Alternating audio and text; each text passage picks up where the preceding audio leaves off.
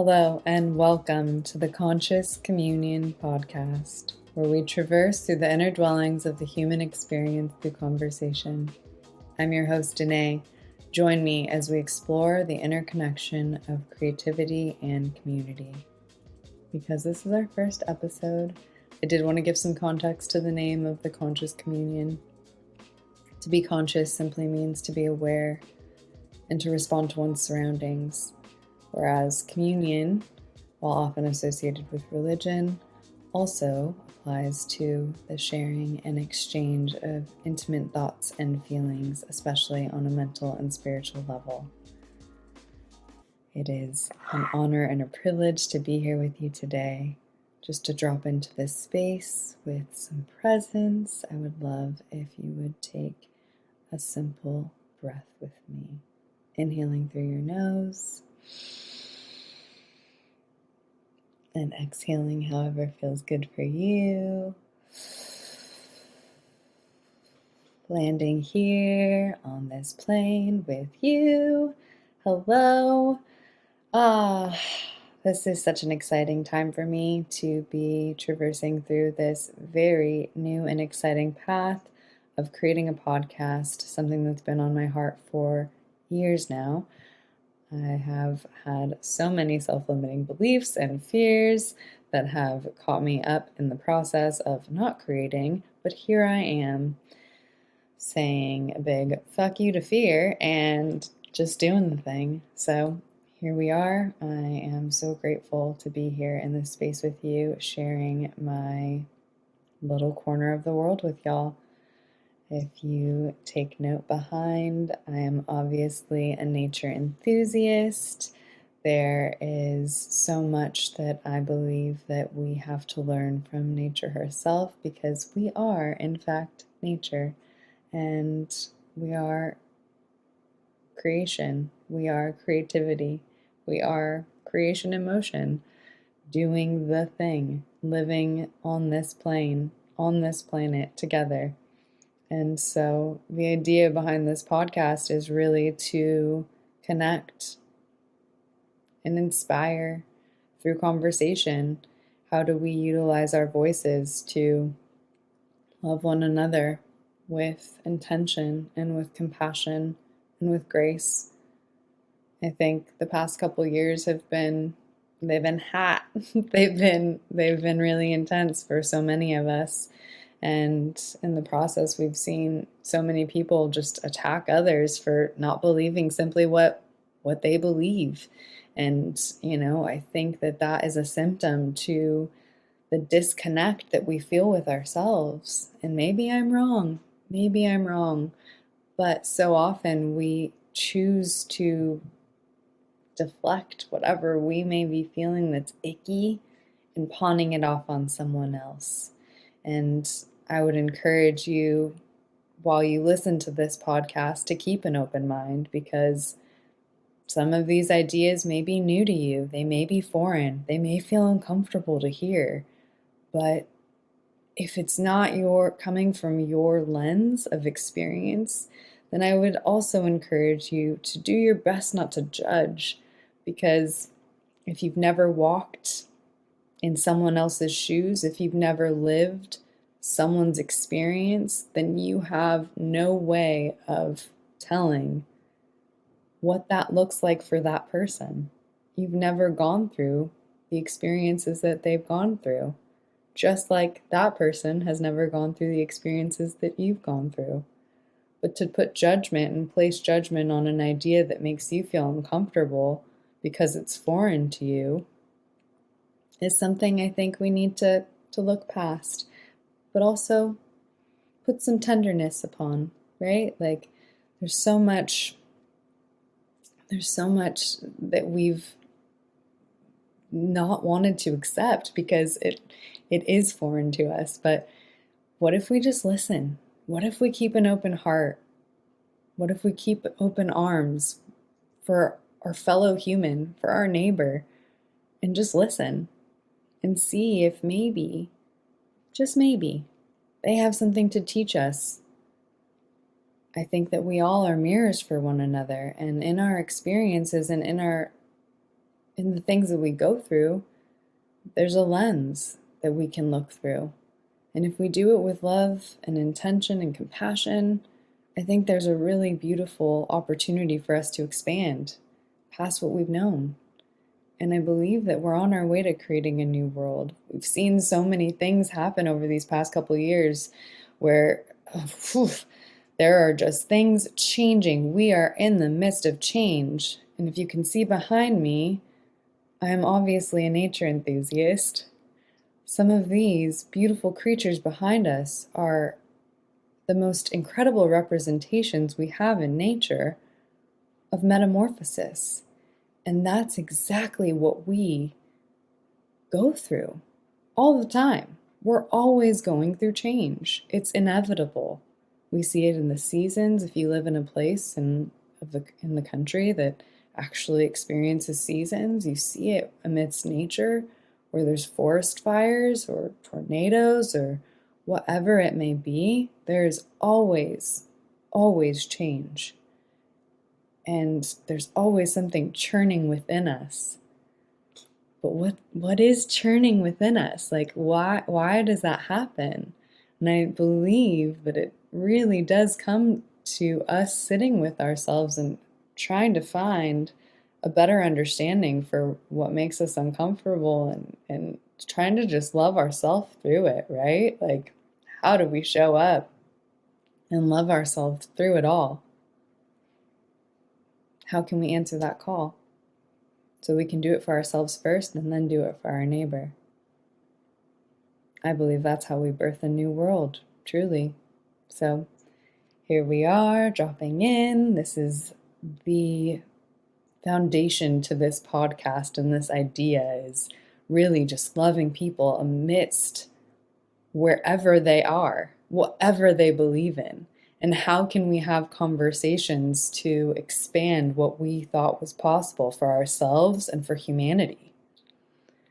But creativity is really an incredible way to see that through, right? Like, creative thought, that's how new ideas are birthed into this world. And I truly do believe that we are all artists. We are creativity. We're creation in motion. So how can we bring this to life? This idea of utilizing what's within us, your own experience, my own experience, our unique lens, bringing it to the world so that we can voice what needs to be voiced, or we can paint or create or make music or whatever that may be for you. You know, like, that's where the magic happens. Just like in nature, when we see creation, like, it's hard not to be inspired by a sunrise or a sunset, or by going to the beach, or by going to a forest and seeing the redwoods. Like, these are just things that stop you in your tracks and make you marvel at the expansiveness to what life is. And we are that. In a human form, we are that. We are all that we marvel at and more. And so I would just invite you to just keep an open mind, again, for all that you hear, and to just give people the space and the compassion that they need to be heard, if it's something that you choose to hear. So here we are. Thank you again. I have been putting so much work and intention into this podcast. It's really been quite a learning experience, I have to say. And, nerves have been real. Sharing my story is a little intimidating, just because I have, I've lived a life that some may question. And while some people know me, and while some people know certain versions of me, they don't know my entire story. And those closest to me do, but it's still something that I have a challenging time sharing, because there is this thought of, and this little fear of being judged. But I'm just going to go ahead and move through that fear and do the thing. So I was raised in LA, just to give a little background of my story and how this podcast essentially came to be, why these thoughts are important to me, right? Like, that's why I'm sharing. Today's first episode is really just to give you some context to who I am and how this little creative baby has been brought into the world and birthed into the world. It hasn't been me. It's only been spirit moving through me, but my experience has shaped so much of this. So today's episode is really me just sharing a little bit about my life and how we've arrived here today. So I was born and raised in LA, in Cali. I am a California native, as are my parents and their parents for the most part. My grandfather on my dad's side, however, was raised on the Lakota reservation, and unfortunately I didn't have a very close relationship with him. I also did not have a relationship with my mom's father because he died at a very early age, and I'll dive more into that later. But due to the complexities of father dynamics and things like that, there's been some trauma in both my parents' lives, and therefore that kind of integrated and created this residue upon my own story that I've been working through for the past couple years. Actually, the past, I'd say like 10 years, but it's just been this process of, well, it's looked very different over the past 2 years than it did maybe prior. So it's just been this constant dance of walking along with what was in front of me in that very moment. So being raised by two incredible humans that also grew up with very hard upbringings, there was a lot of love in the home. However, there was a lot of just hardship that kind of took place in my childhood. My parents are incredible human beings. They're so loving, they're so kind, and they are just they're amazing people. I cannot thank them for the life that they created for my brother and I enough, because for what they went through and then for what they created for us, well, night and day. They hardly had that stable home life, and they created that for my brother and I. However, there was a lot of instability through the stability, if that makes sense. We had our basic needs met. There was a lot of love, but there was a lot of chaos as well, which created a lot of irregularities within my nervous system as a child, and, well, therefore created a lot of anxiety in a little body that didn't know what to do with that feeling.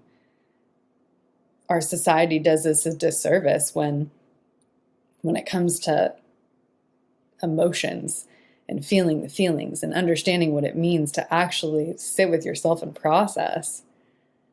We're not even taught how to breathe properly.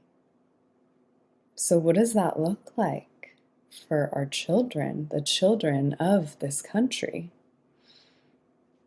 It looks like a lot of people that are now trying to figure out how to regulate themselves due to a system that hasn't been set up to serve the general public with love and intention at the forefront. Our foundation should be love for all people, always. Always. We are love.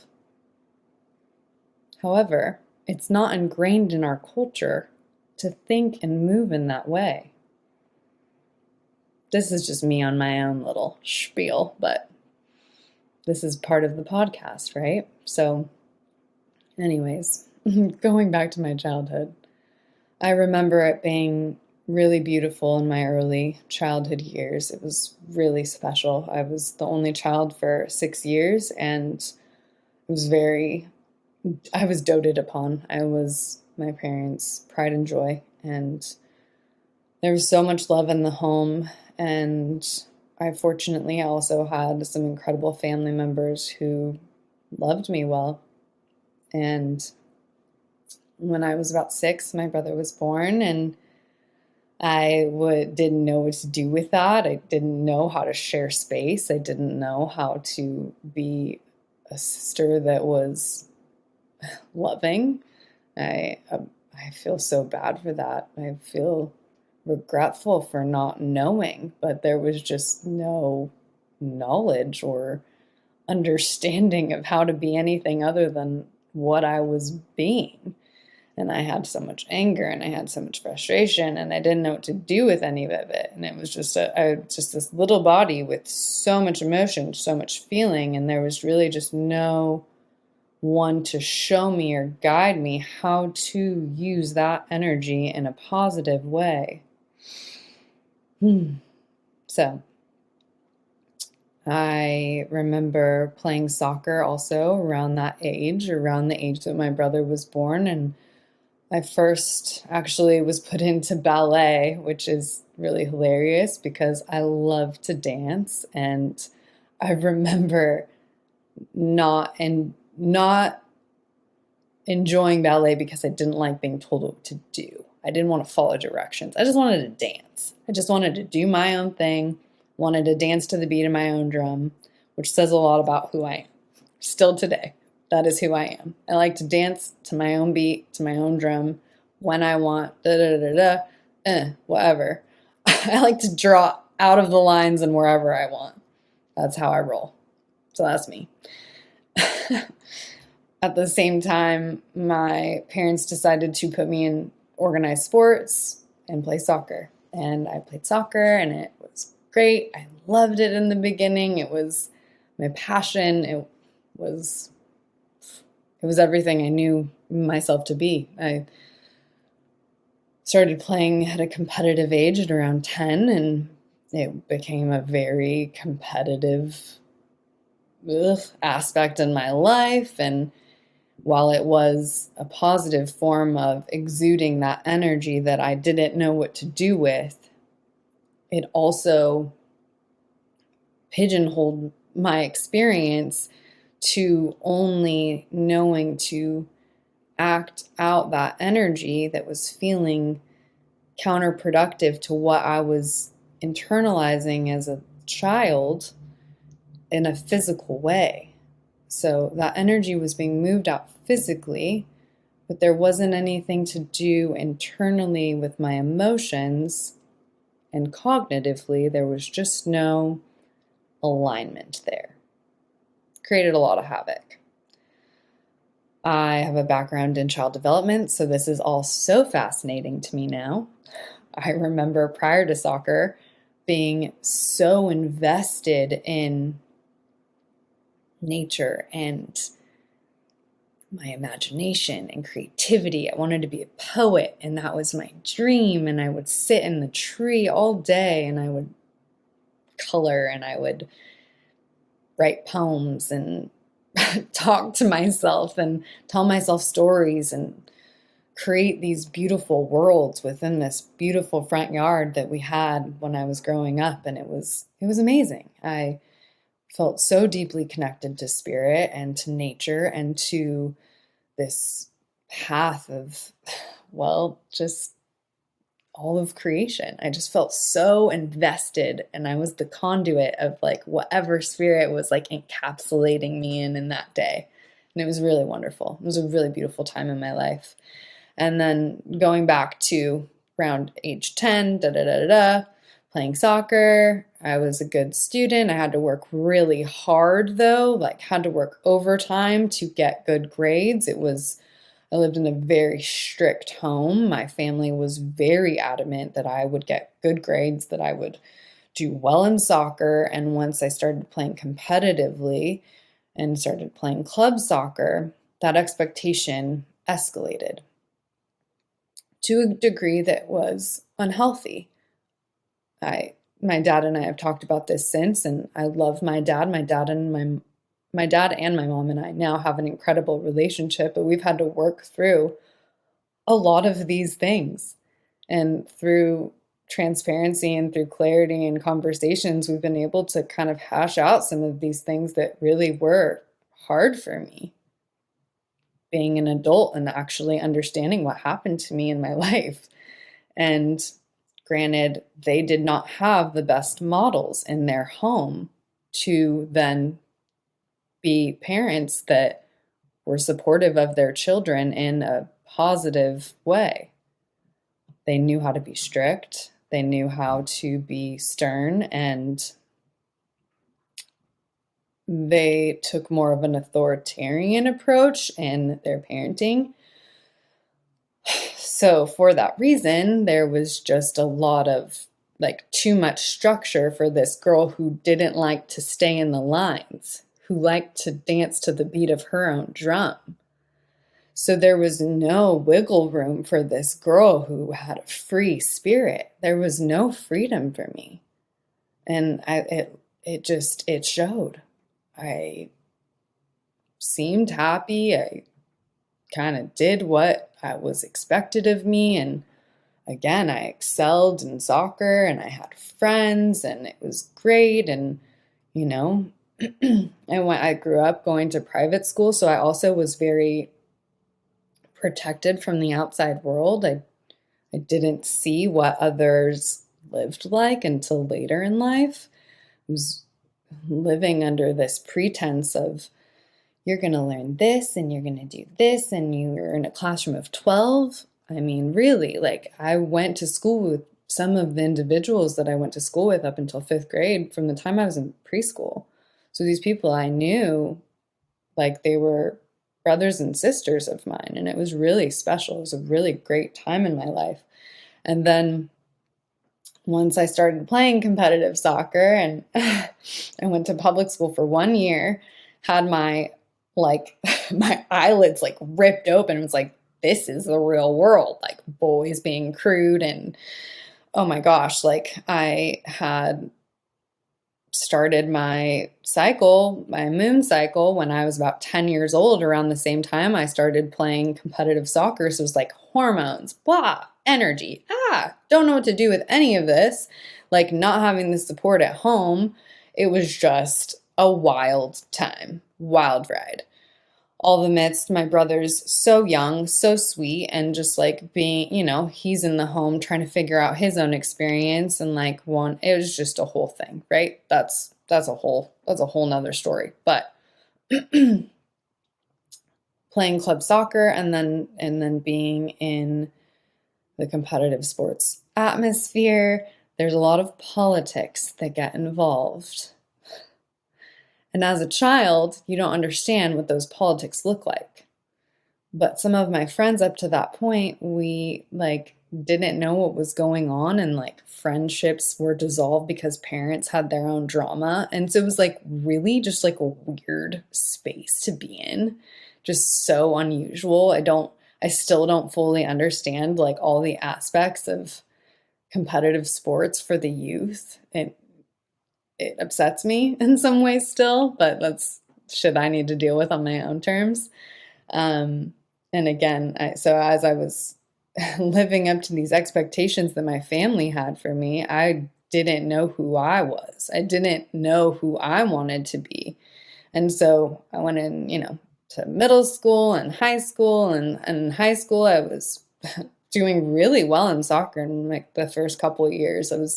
When I was a sophomore, I was being looked at by Division I schools and got asked to try out for the Olympic development program team. And once that happened, there was this thing inside me was you need to rebel, girl. This is not for you. And it was almost I was self-sabotaging myself. It's not I didn't want to play soccer anymore.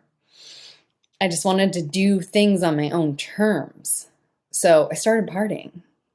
I started partying when I was about 15 years old, 16. Started drinking, started smoking weed, and the day before I had my tryout for Olympic development, the Olympic development program, I got wasted, like so wasted. It was the first time I ever drank. And I know it was like me self-sabotaging myself because like I didn't want to do it.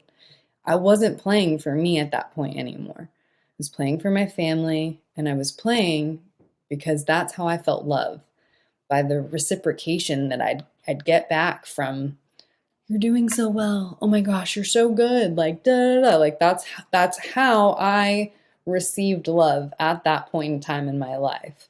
That's what I associated love to be, was the accolades that I received and the responses that I got back from my parents.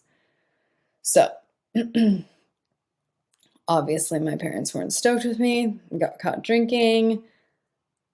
It was not a pretty sight the next day at my tryouts. I did not do well.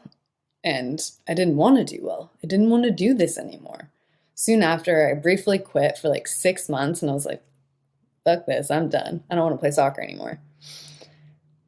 And then continued to party, quit for the 6 months, and then realized this is the only thing I know myself to be. I didn't have any support, again, really, to like understand my feelings and to traverse like those murky waters of anxiety and depression and not knowing who I was. So I just went back to the thing that was familiar, the thing that I really did at one point in time love. I still loved soccer. It was still the thing I was passionate about, but it was the only thing that I knew to be passionate about because I wasn't given any other options. So because of that, I just went back to what was familiar, because anything else would have been so uncomfortable. I also didn't feel loved at that time when I wasn't playing soccer.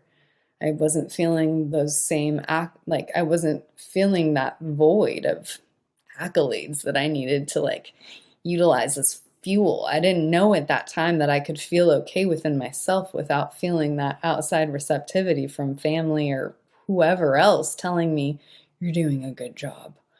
You're so good. I love you because of this. Da da da da da. Whatever. So, continued to play, and this went all the way through college, and played my first year in college. And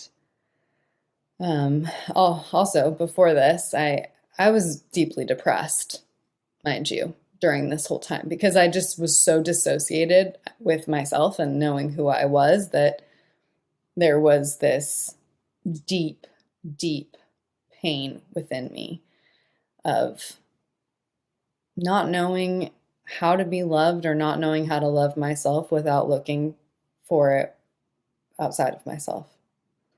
So there was a moment in time when I was about 16, 17, where I was very depressed and had suicidal ideations almost every day. I once briefly attempted it. It was kind of a weak attempt at it, but it was almost like an act out at me acting out, trying to say, hey, look at me, I need help, help me, help me. And didn't really get that help that I needed. And again, this is no fault to my family. This is no fault to the community that I had around me at that time.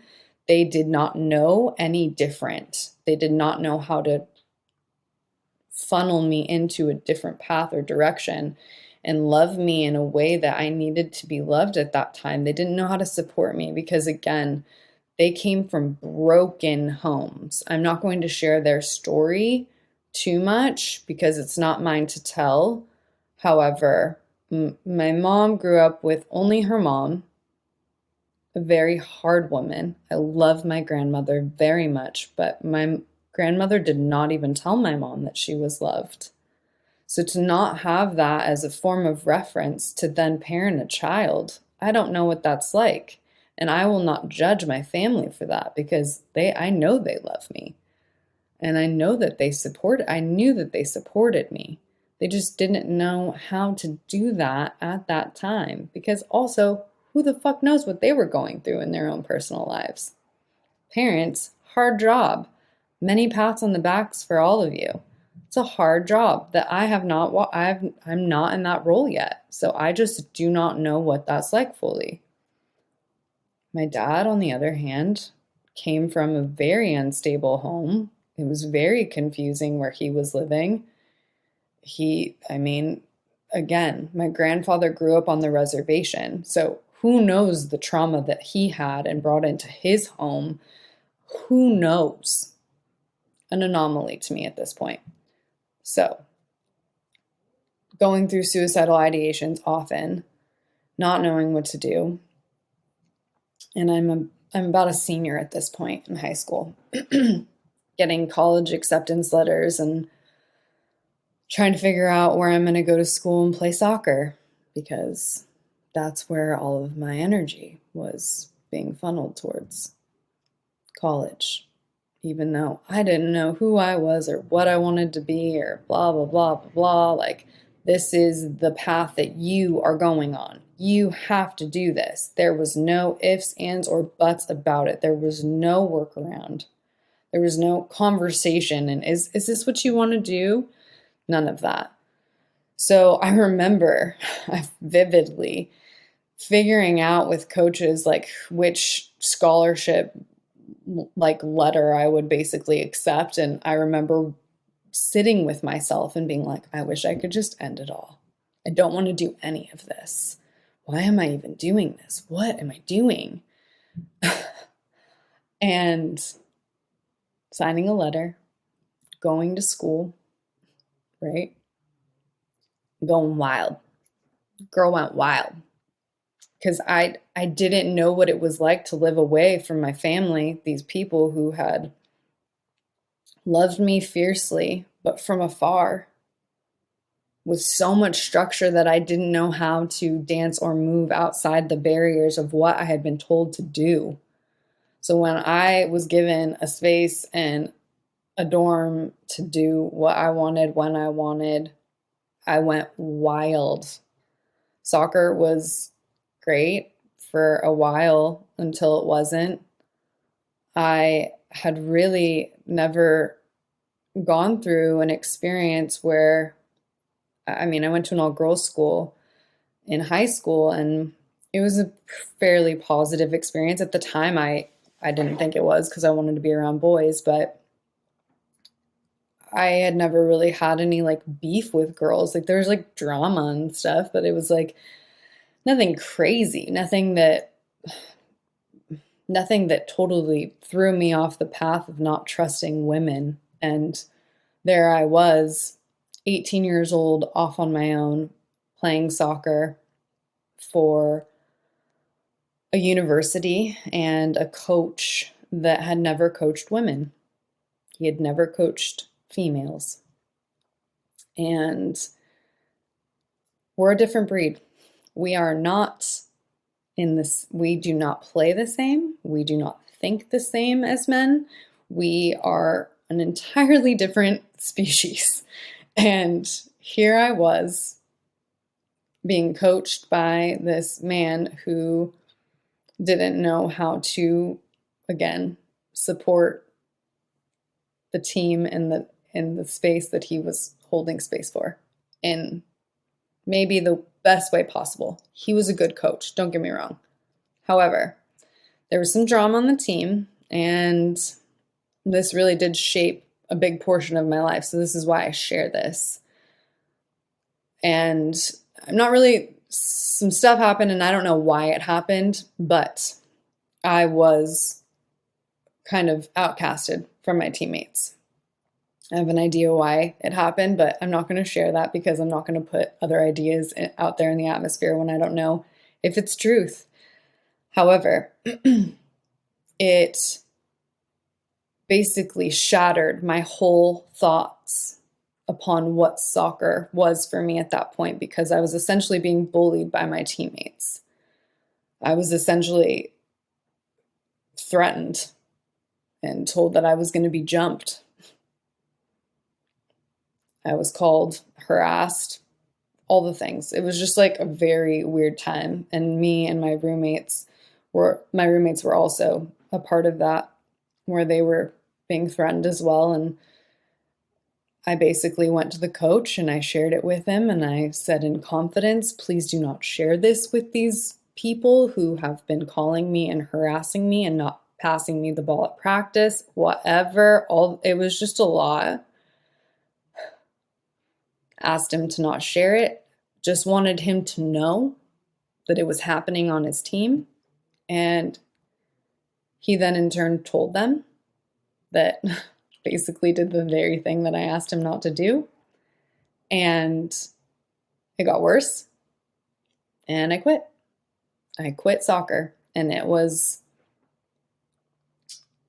the hardest thing that I did in my life because I didn't even tell my parents that I did it. My grades were down the toilet. I basically flunked out. Like I totally, like, it was bad. It was real bad.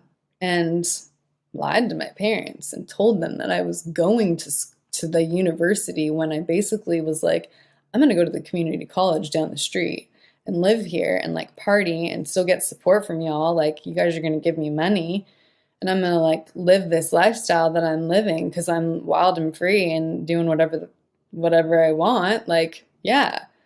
But I was lying to them because that's how unsafe I felt to share that information with them. I finally told them that I was no longer playing soccer, but that I was still going to school. I really wasn't. I was just doing whatever I wanted to do.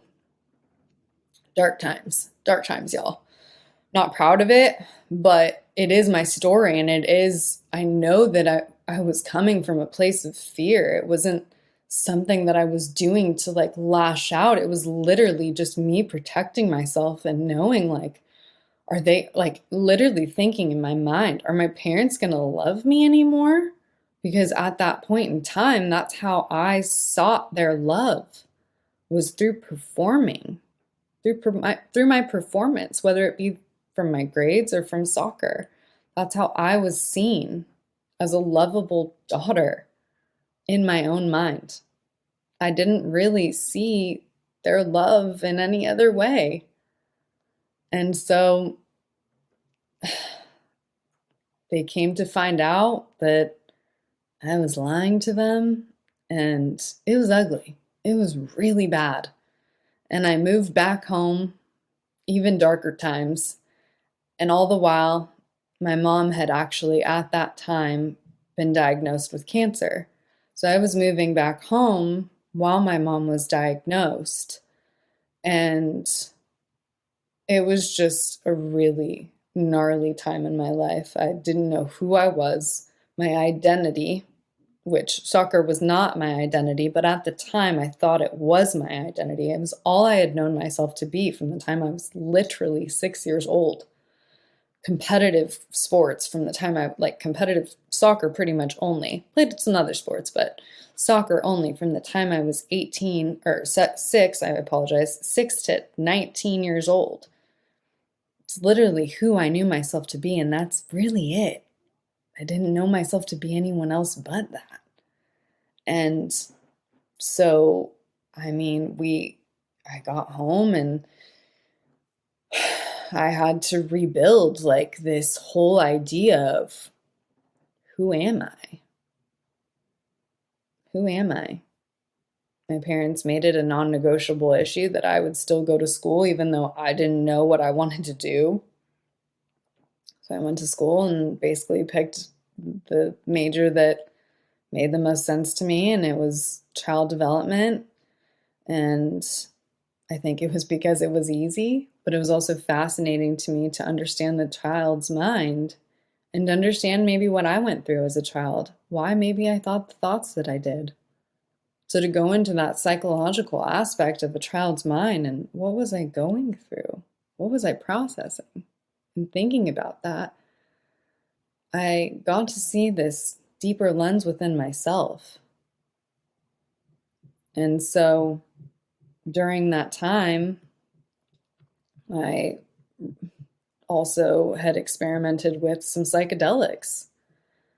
And psychedelics really transformed the game for me. I went from being severely depressed, having suicidal ideations nearly every day, to being able to process some of my emotions.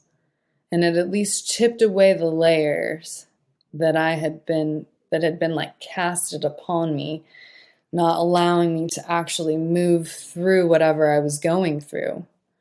And during that time, I mean, like, I wasn't doing it with like a therapist or anything. And I know that that can be advised, and that is advised by most medical professionals. So, like, also, I'm saying this as like, I was a teenager experimenting, and it led me towards a lens of enlightenment and seeing another way and another avenue. And it offered me some space to figure out a little bit more of who I am. And I'm grateful for it. And yeah, so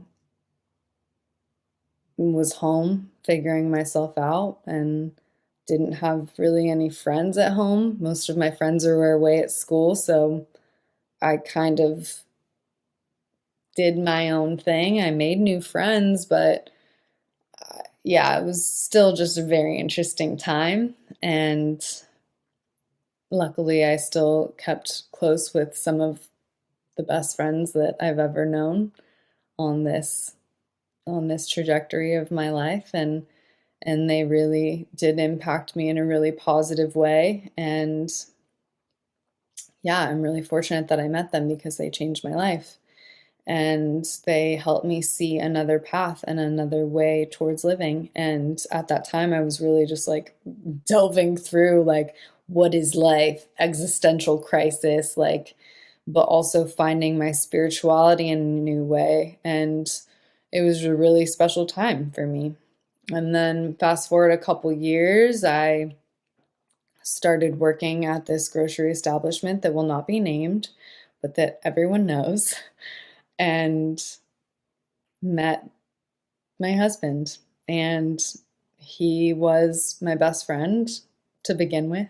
And I remember telling my best friend, I feel like I met this guy, and I don't know what it means, or but I think he's either going to be my best friend for the rest of my life, or a lover, or something. He's going to be with me though forever. Like, there's something about him. And I had said that after just like meeting him.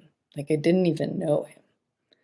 And that's never happened to me before. I had dated a lot because I didn't know who I was and was trying to find love elsewhere. So went through some phases that I'm not super proud of, and that also chipped away at just my own understanding of my own sexuality and who I was as a person and all of that. Another topic for another time. Ugh.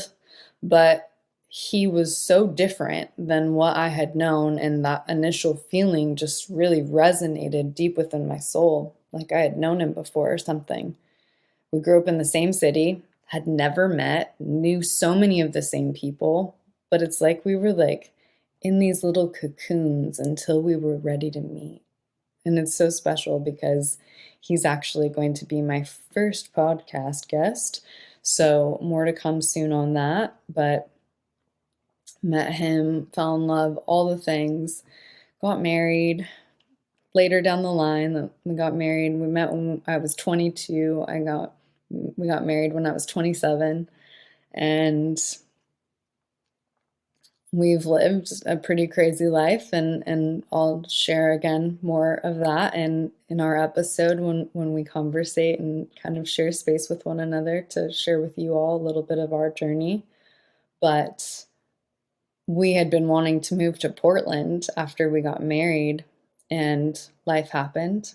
I'll share more about that again next episode, but life happened. So we didn't move right when we got married, and we just kind of waited back in LA and stayed behind. And finally, in the midst of the pandemic, we just did it, and we're here. And so much has changed. And when we moved here, I went on this spiritual path and delving in of all of what I had experienced in my life.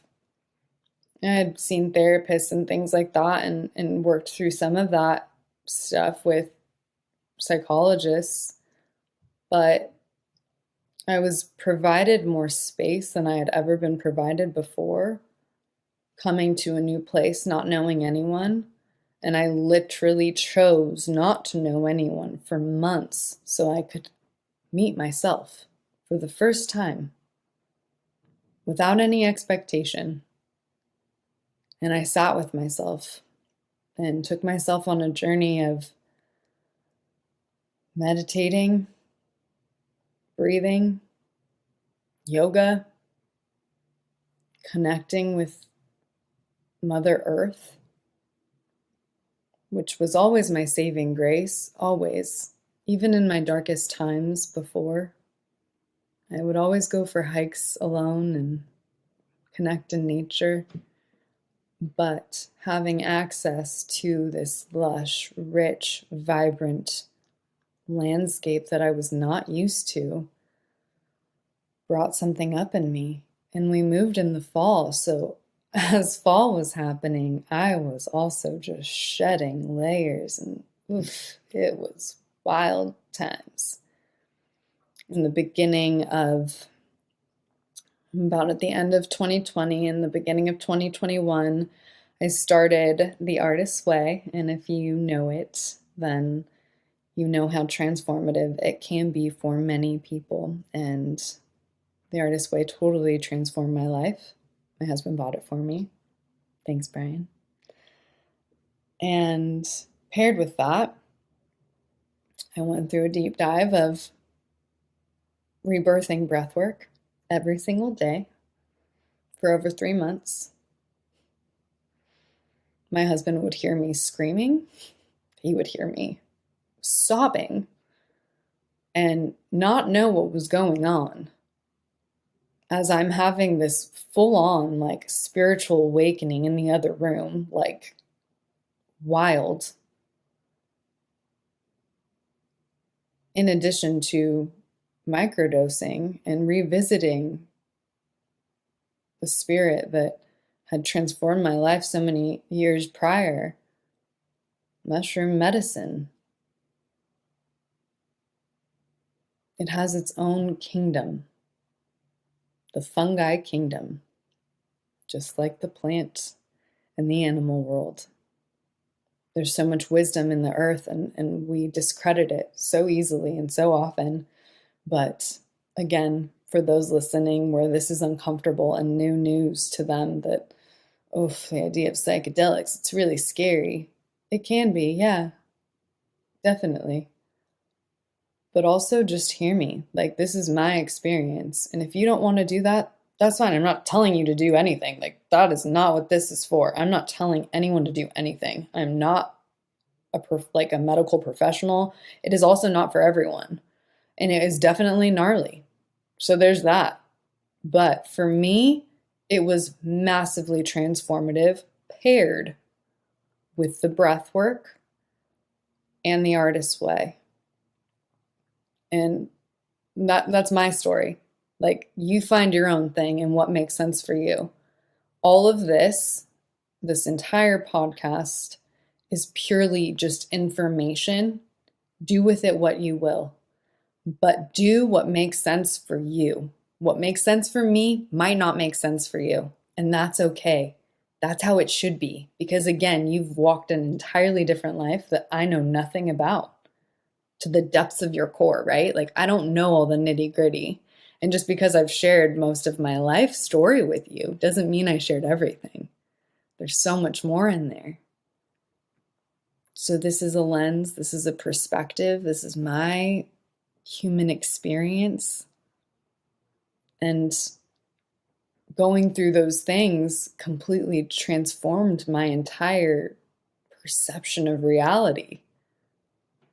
And I'm grateful for it. I had to redefine what faith meant to me, because prior to that, like, I was going to church and church didn't work for me. Like, Christianity doesn't work for me. It didn't work for me. And it's not that I didn't love the community that was associated with those churches that I went to for community and for finding that connection of love and spirituality. But when there's a place that seems loving but also doesn't accept everyone, I have a problem with that. Because I believe that just like in nature, we're all here for a reason. We're all here to be a part of the ecosystem. And I believe that everyone has a place at the table. And so that was a massive part of my story as well. And so I had to redefine what spirituality meant for me after some hard times of figuring out what church meant, what my faith was. Because I knew I had it deep within me. I've had it in me since I was a little girl, praying before I even knew what prayer was. I remember these moments of sitting in the tree and basking in spirit as a child. We're all connected. And I just had to redefine it for myself. And that's what I did here. With the support of my husband, with the support of my family, as I was traversing through these crazy waters of figuring out my past and what had happened to me in my childhood, I went to my parents and I shared with them some of the things that were really hurtful to me. And rather than shutting the door on me, they heard me. They listened to me. And they said they were sorry. And now we have this ability to communicate that's unlike anything I've ever known with them. And I'm so grateful. I'm so grateful. Thank you, Mom and Dad. Thank you. I'm really grateful. Because not every parent is willing to take accountability for the ways that they may have impacted their child in their youth. But I have parents that owned up. They owned up. And it's not like I needed them to, but it helped. It helped. It helped me make sense of my own pain. And here we are. There's so much more. There's so much more. I have so much more to share, and I'm so excited to be on this journey with you all. This just feels like a good place to kind of put a cap in it. I started talking about my parents and kind of my childhood, and it feels like a good place to end it with them as well, because I just can't tell you how much I appreciate them for these people that came through such adversity to raise two children who do think differently. We're different thinkers, and I'm grateful for that, because there has to be some level of that, they had to have done that in some way or shape or form, whether I want to think so or not, there had to be something that they did that allowed us to think you can be different. You can. So even though that structure was there was also something that allowed me to just really believe in myself. So thank you again, Mom and Dad. I love you. And to all of you watching and listening to my voice, wherever you are, thank you for coming along on this ride with me on this first episode. And I just want to tell you I love you, and then I hope that you come to hear what else I have to share and what else my other guests have to share.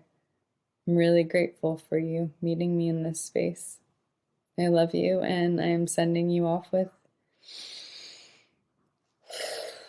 a breath to clear whatever space you're in. Always return to the breath for safety, reassurance, and the remembrance that spirit moves through you each and every day, each and every moment, all by choice, once you show up for yourself. Signing off with the utmost love and grace for you, wherever you are. Peace. Hey there, it's Danae again. Just wanted to say thank you for sharing your time and energy with me. If this podcast resonates, please like, subscribe, follow, and share if you're willing. Reviews help too, so if you're feeling the vibe, please leave a review where you can. Sending all the love. Peace.